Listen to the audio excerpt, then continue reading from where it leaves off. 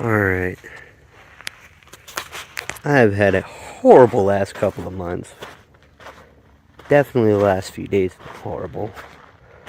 So it is time to see if the therapist can do what she's supposed to do. I'm sure with as much fun as I normally have. Hopefully she'll help with the flashbacks. Time to find out.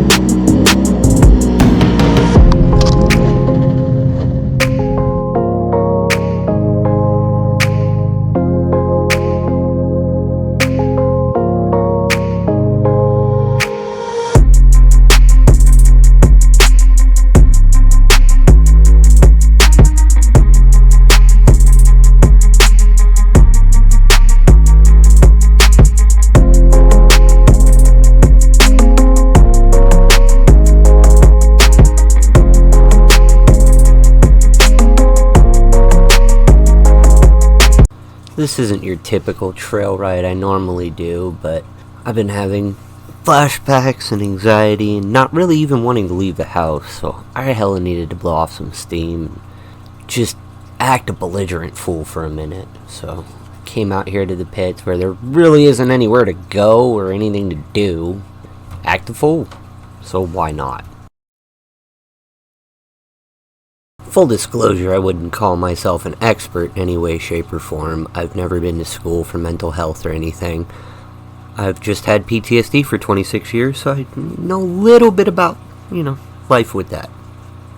All that said, one of the most frustrating things I find is that 99% of people, including those with PTSD, have absolutely no idea what it is. We all get told, the invisible injury, or it's a mental health issue, or it's this, or it's that. Technically, none of them are neurologically true. It's more of a leftover evolutionary trait from when all of planet Earth was trying to kill everyone. It's a mechanism that is within everyone. There's not a human being on planet Earth that doesn't already have it wired into their brain. The difference is whether or not your brain has decided that the world is so dangerous that it doesn't have time for you to think about what to do. It needs to react faster, and therefore it activates that trait and helps save you from any type of danger. So what they're calling PTSD is actually neurologically, there's the sensory information normally goes into the brain, into the conscious mind. A person thinks about what they're seeing, what they're hearing, all of that, makes a decision, and then that information is then sent to the primitive brain for long-term storage and long-term memory. Now with PTSD, that is deemed too slow a process by the brain, so what happens is the sensory information comes in, it goes straight to the unconscious, it is checked against long-term memory to see if there is something in there that is dangerous, and then fight or flight is processed, you're ramped up, you're ready to go, and then that information is delivered to the conscious mind for you to get your first actual glimpse and thought about it. So your brain is already processed whether or not you should be jacked up with adrenaline and reacting before you've actually seen or processed what is going on.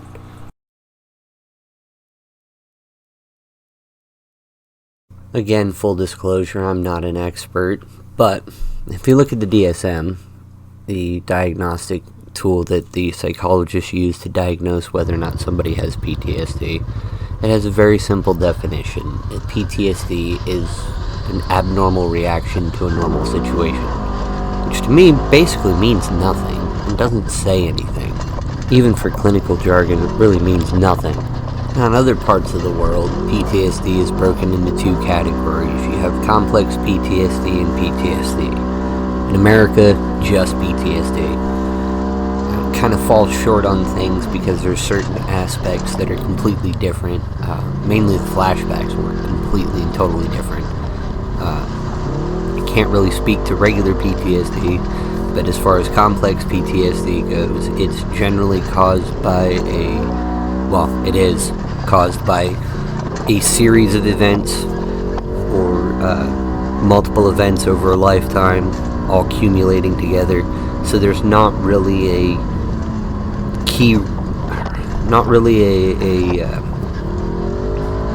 obvious reason all the time as to why there's a flashback. Not like if you had a flashback or if you had PTSD because of one event. My understanding is that the flashbacks are a whole lot more centered and tied to that, so you can identify, hey, well, that person was driving a red car, so now when I see a red car, that's why I get upset. Versus complex PTSD that is purely an emotional playback that doesn't really have any event or anything tied to it. So it's really hard to distinguish whether or not the flashback is a flashback or if it's the event in front of you at the time that it's happening.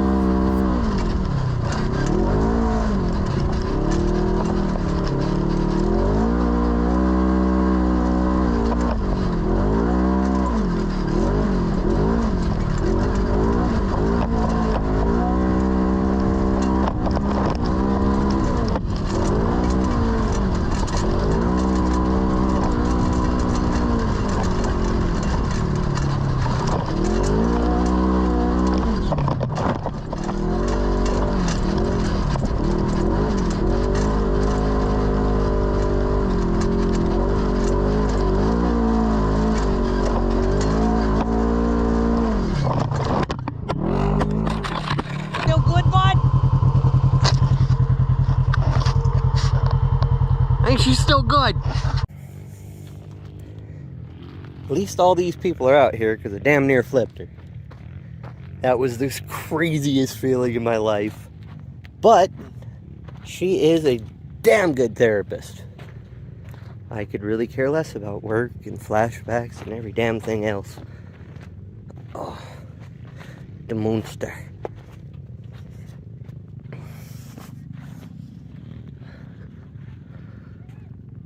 Unfortunately, I didn't get the roll on film because the GoPro had fallen off. But it is what it is.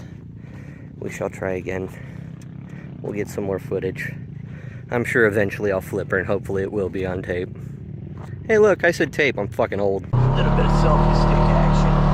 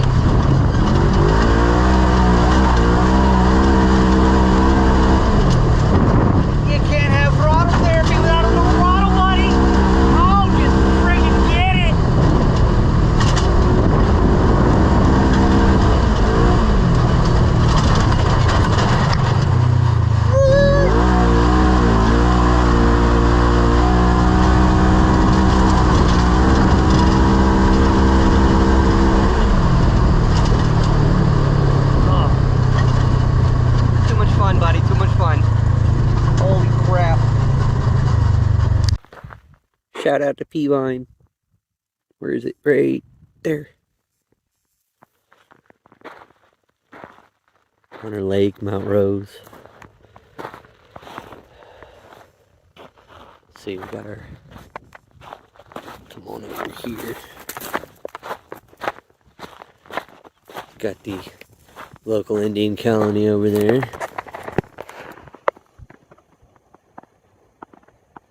Right in there.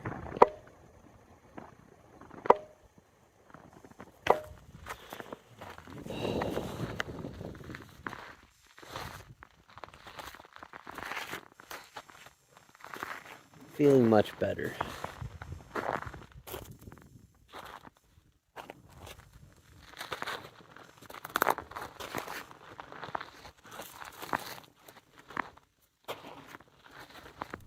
I've lived in Nevada since 2012, and when I was diagnosed with complex PTSD in 2016, the state motto of Battleborn kind of took on a new meaning. Like, it became the best way I could really describe what PTSD is. So, you know, they talk about Christians being born again and being baptized, and that's... being Battleborn is what PTSD is, and then you don't need to be a combat vet, although shout out to those guys. Those guys, I can only imagine. I mean, it comes from all kinds of things, from childhood trauma to police responding to calls time and time again, to, you know, paramedics having to deal with it, firefighters going out to car accidents and tragedies time and time again. Like, it takes its toll on any human being. Some people that have just been in really bad car accidents, you know, those 50 car pileups. Like, it's different for all people, but it comes from a lot of different things. That's the one thing with having my service dog, and the fact that it instead of having people ask me every 5 minutes why a perfectly able-bodied individual has a service dog, it says service dog, PTSD service dog, do not distract on her vest, because I hate answering the question. So every now and then at random, I'll get people that walk up to me and thank me for my service, and it's like, okay, well, I appreciate that you're the type of person that thanks a veteran, and I, you know, again, shout out to the veterans. They've done more than anybody could ever ask any human being to do. But I don't have PTSD from service, so it's always an awkward situation, and most people just don't understand all the different ways to get PTSD. It's basically any sense of danger. Your brain has to decide that if it stays wired the way it is, that you will get hurt, and as long as it's made that decision and flipped the wiring backwards, there you go, you got PTSD. As I damn near put the therapist on her side for the second time of the day.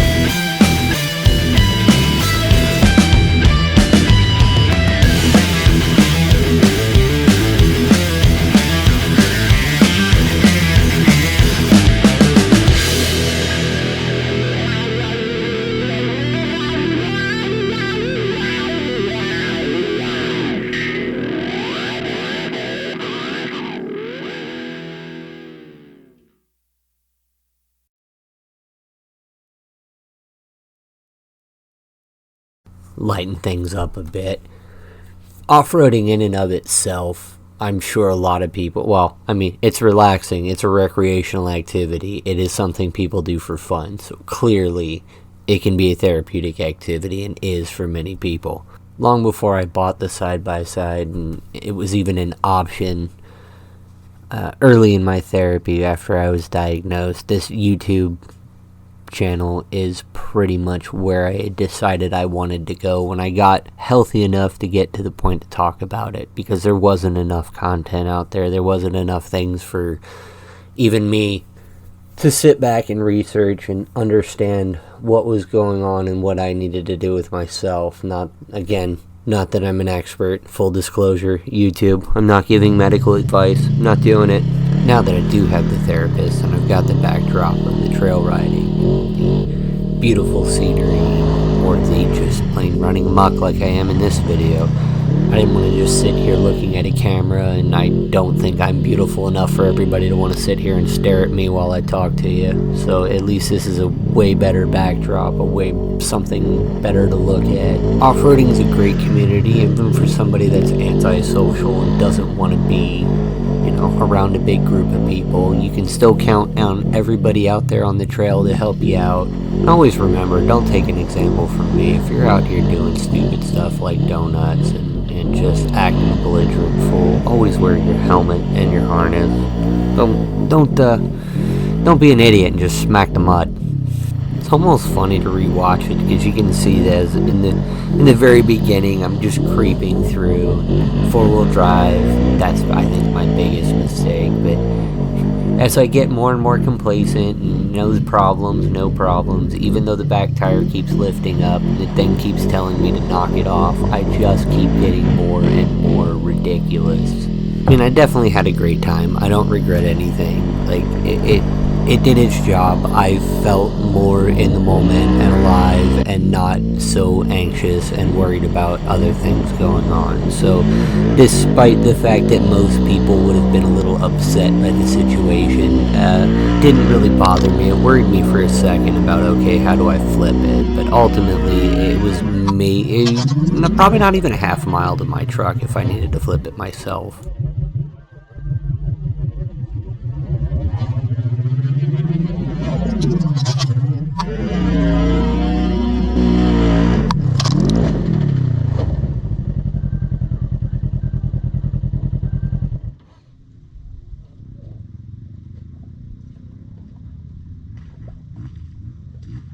Well, I finally got her.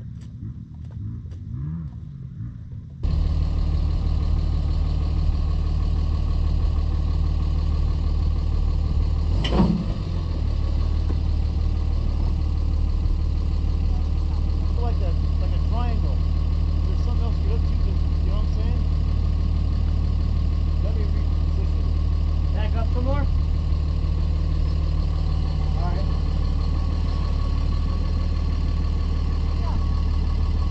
Try that, but it might come unhooked. Might have to just drag it out of the mud.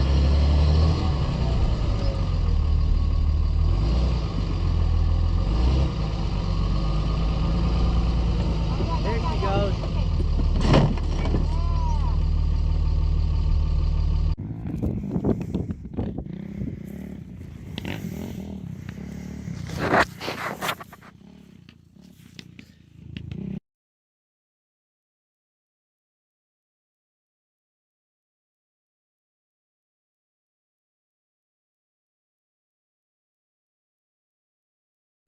All in all, it was just a couple of scratches, no big deal. I waited about 15 minutes to start her up, make sure all the oil was settled back down in the bottom, but no lasting damage.